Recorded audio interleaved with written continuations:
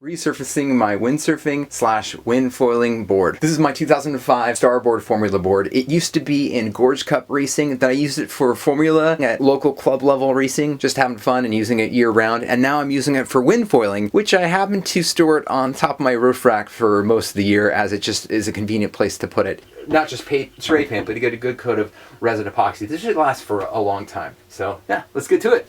Even though the top of the board looks good because I resurfaced this, this is getting all messed up. This needs to be resanded, so I'm going to probably sand into here and do this at the same time, do a tape coat to make sure it doesn't drip onto here. And I'm going to remove all of these chunks because it's overkill. So with that, the foot straps, I'm going to just leave them on to get a good weight. Before all the work, my hope is that it'll be the same weight, or who knows, maybe even lighter. And it weighs about 26.7 pounds.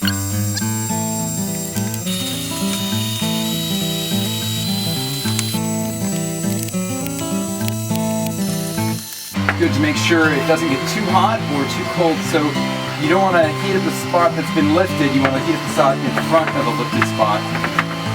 And it's on the lower setting, not the high setting.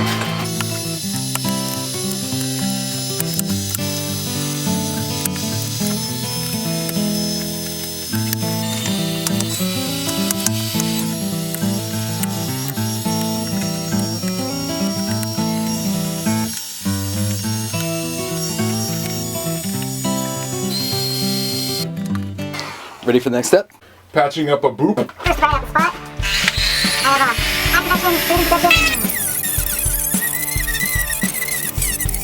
have next, I want to round out the area. It's not a diamond, so when I put the layers of carbon on this, it has a build-up effect.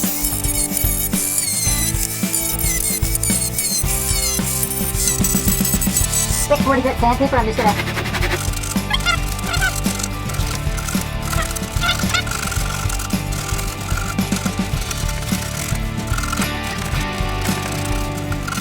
to fill the spot, I have Gorilla Glue and water. For faster results, you can use baking soda and vinegar. It really foams up super fast, and it's actually quite hard, so just pour a little bit of Gorilla Glue in there. It expands a lot. Better have a little bit too much and a little bit too little. Go ahead and fill up as much water as you want. The weird thing is, Gorilla Glue and water do not mix, although they absolutely affect the Gorilla Glue. So mix it up, start foaming up very quickly, and then go ahead and dump out the excess water. And go ahead and put the Gorilla Glue in, and this is not foamed up, so I think that'll be just about enough right there.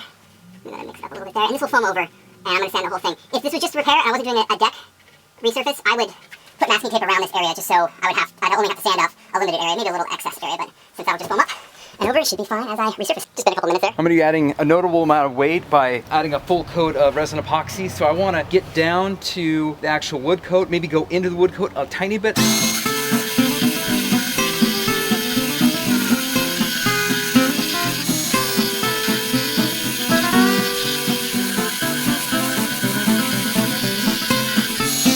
Nice, I'll keep on going like that all around.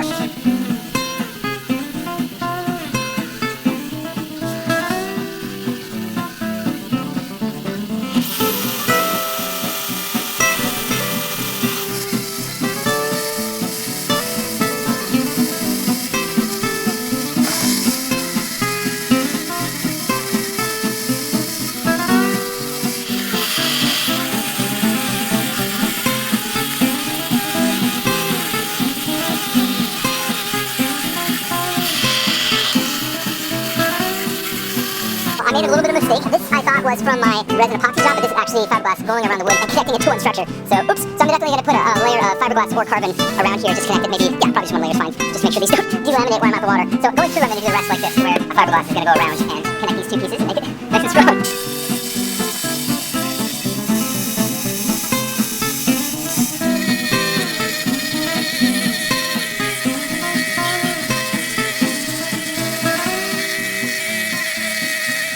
It's been about 2 hours, and this is ready to sand.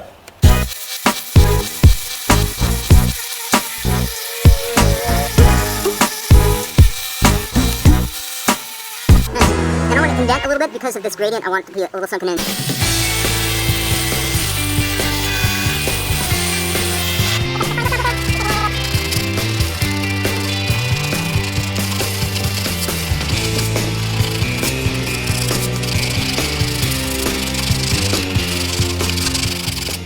trying to reduce the swing weights. I'm going to start by going to 217 centimeters long. just a little bit shorter than the biggest board they have. And I want to use this board for everything, light wind and also high wind. So if I just remove a little bit, I think that will help. That should give a nice start base for the cut. Just a little bit of a yaw. Okay. And then I don't want it being quite so wide. I'm going to mark the start of the taper from the front. Let's go about right here.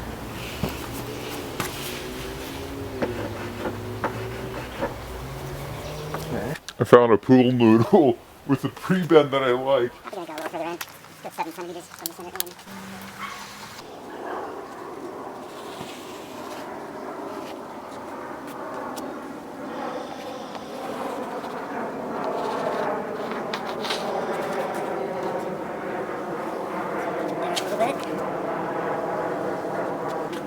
Looks good.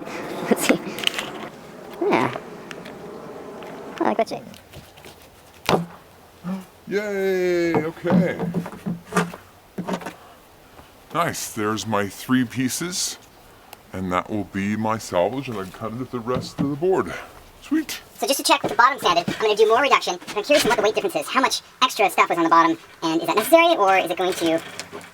Okay, so now we're at, get it balanced, at 24.5 pounds. Whoa, that's the difference. After bottom sanding and front foam trim. Hitting saw blade 3 3/8 long, and the board is 2 3/4 of an inch. So I'm good to go. I'm going to first cut this way, then I'm going to cut here. My thought is the end cut would be hard to dive in, but as I'm cutting out, it should be a much cleaner release. So, let's do it.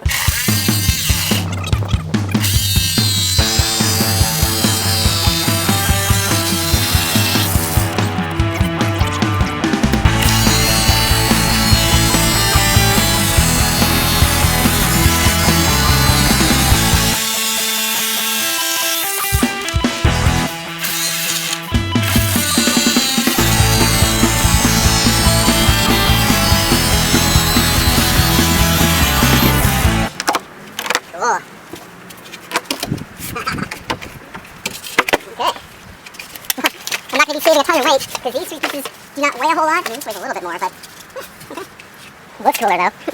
Yeah, looks much cooler. There we go.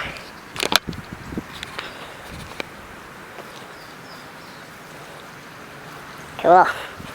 To remove all this excess padding and some of the glue, sharp chisel is going to be the go. I don't have to be too careful because I'm going to sand this down and bevel a little bit.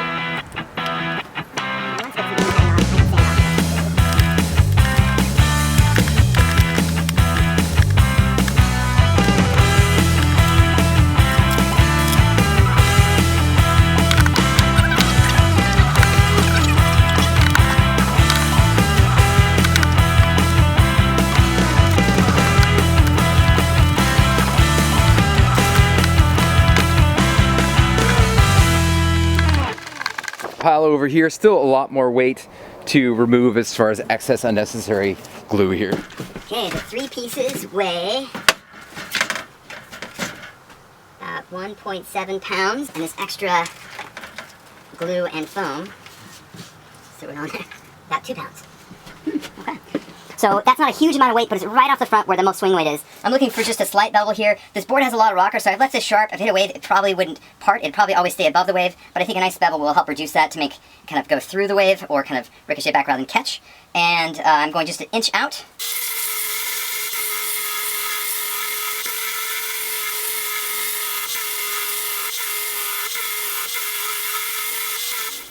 As I went to the front, I decided to kind of taper out a little bit more than I intended, just because there's so much rocker on this board, even after it's been cut down. So a nice smooth out at the end is good. 80 grit, just to smooth this edge over a little bit.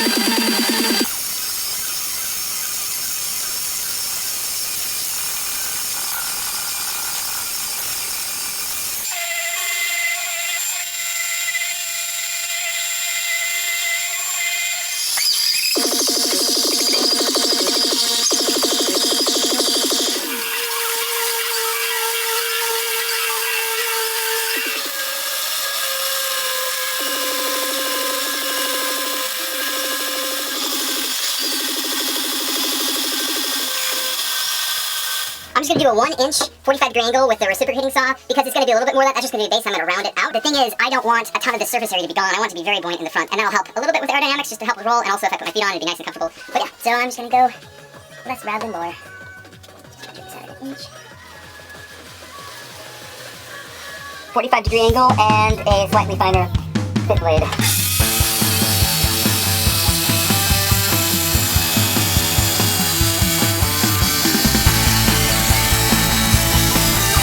Looks like the staples in the mix to hold it together.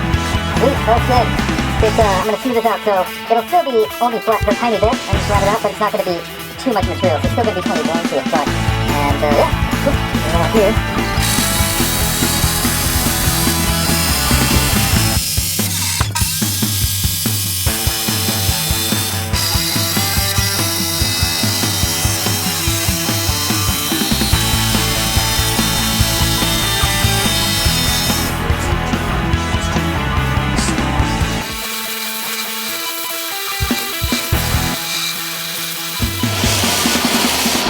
So I'm happy with that. I'm gonna see if I can finish the rest with hand sanding. Even this is, I had 40 grit on there and it's just on the wood. For here, I'm gonna go 80 grit. I think 40 grit could be too aggressive, and that should help me just round this area out.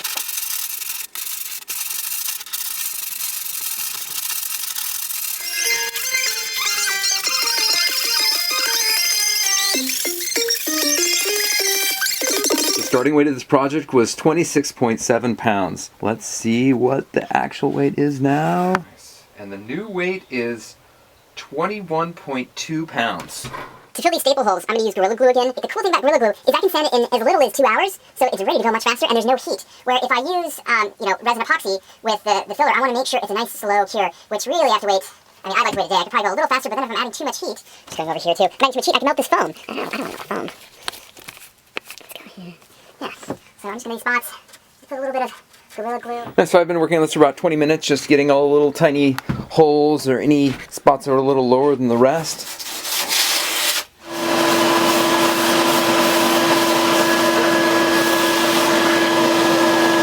I'm going to vacuum using a brush attachment, just get any grime out of potential cracks. So when I put the resin epoxy down, it'll fill it in and hopefully make a nice strong coat. Denatured alcohol wipe down for the wood.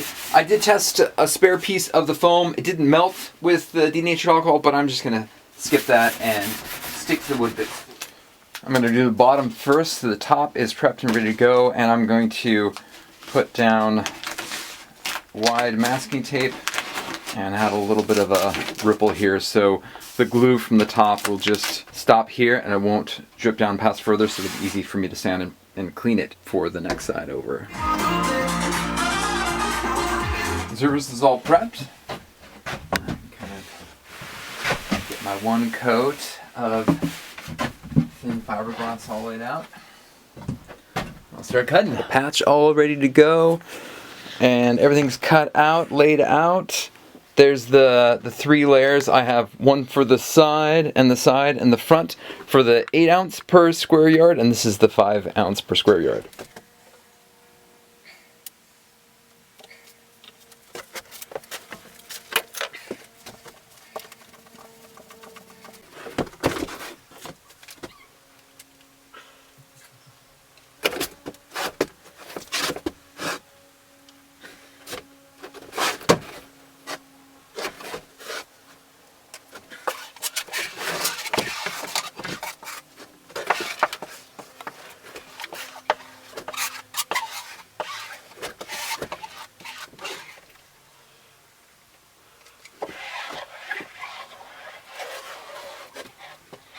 I just put down some wax paper, and now I'm going to try to smooth it out a little bit also. The resin epoxy is no longer tacky, but it's definitely not fully cured. This is when I like to remove the wax paper and the masking tape. It's easier to get it at this point. Once it's fully cured, it's just a little bit more effort. So, continue on, take the rest of this off. Wax paper was a hit for this project. I have a really good laminate here and here, and this is essentially finished. Here, it's just a tiny bit, a little bit of a coating. It's good. There's some places that were a little dry, but I'm not going to need a lot more resin to fill this up. I'll probably just use 220 to rough it up, and also denature alcohol. This is a perfect example. It's if I dug my fingernail to it, it would make a crease, and you can see it's nowhere near fully cured. But the moment it stops being tacky, it's so much easier to clean up. And also, to take a knife along this, or even scissors,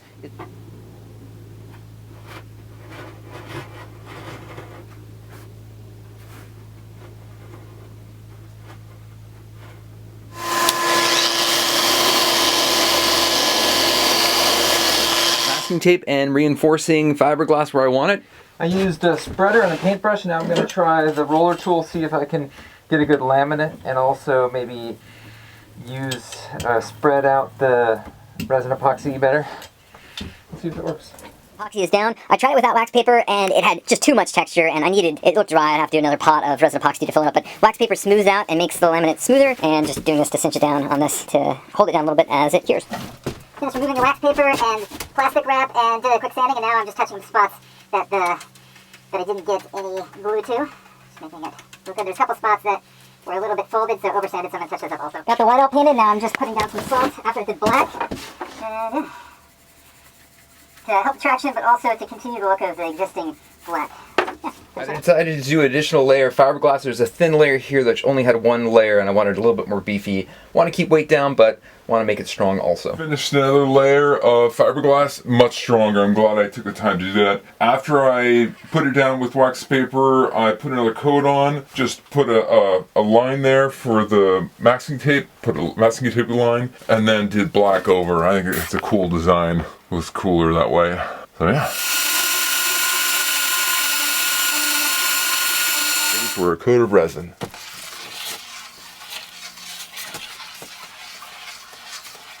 26 ounces we needed with the spreader. Using the wax paper helps kind of smush the fiberglass and makes it really lean for the next coat up, so you don't have to put tons and tons of resin on there. So that was working really well. I'm just going to keep an eye for bubbles or little pinholes, because I'm going really super thin on this coat, so there's a better chance that those are going to come up, and I'll just use the spreader, because I found when I use this tool, just the brush, it kind of loses more tips when it loses more hair when it's harder, or when the resin's getting harder. With a spreader, it does a much better job. Up until the moment where it's really, really hard, the spreader does a great job of I can kind of push it into the actual pinholes. So, yeah. This is a good example of pinholes.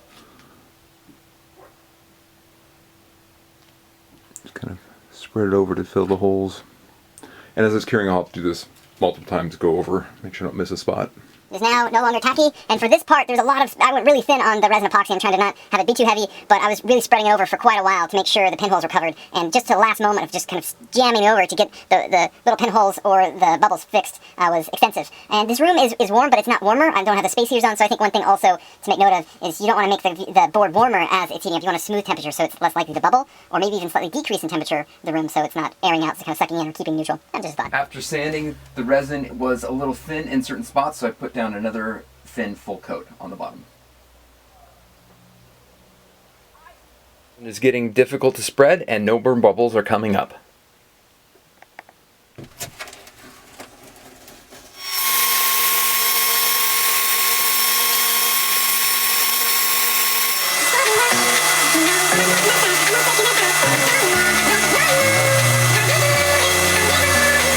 Because I have a little bit of work to do. If it's already been sanded, it's just a resanding a little bit, maybe beating up, then I would go ahead and maybe do a finer grit.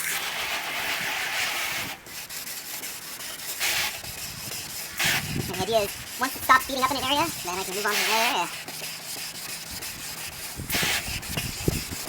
Just go around like that. Cool, this half is done. You can see with the drizzling that this is a nice film, and that has beads.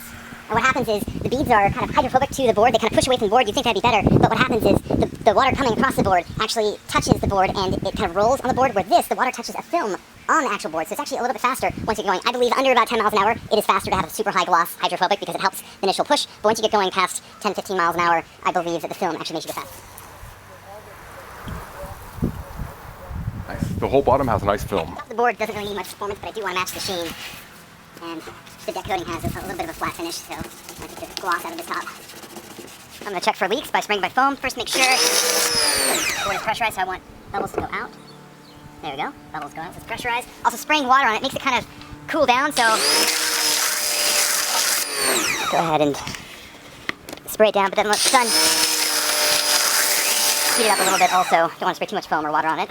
As I go around, I just spread the foam, and this is still really nice and warm. I tried it earlier with the board on the top, and the moment I sprayed it with foam, it cooled the board down, and it no longer had pressure in the board, so just to see, it should still bubble out at this moment. Yep, still bubbling out. That's good, so the board is still pressurized.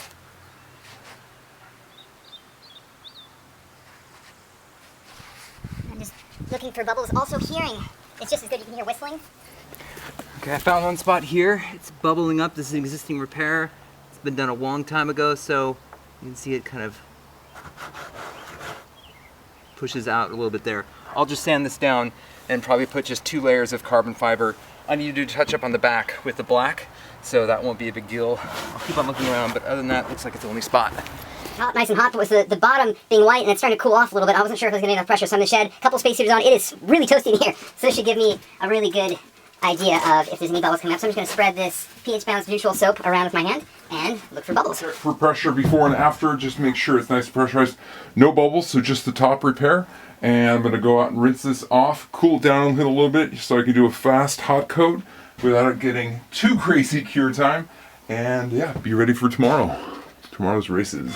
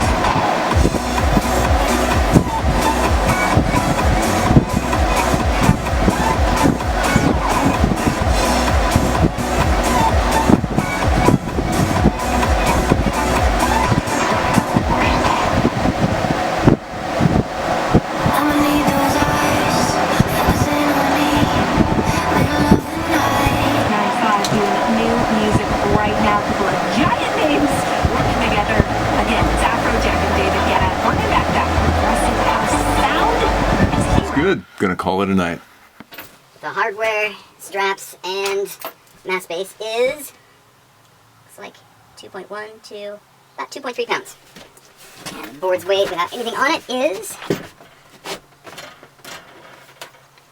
23.6 pounds. Final weight, starting 26.7 pounds without pads and hardware, 24.4 pounds. After bottom sanding and front foam off, 24.5 pounds. And without pads, 22.2 pounds.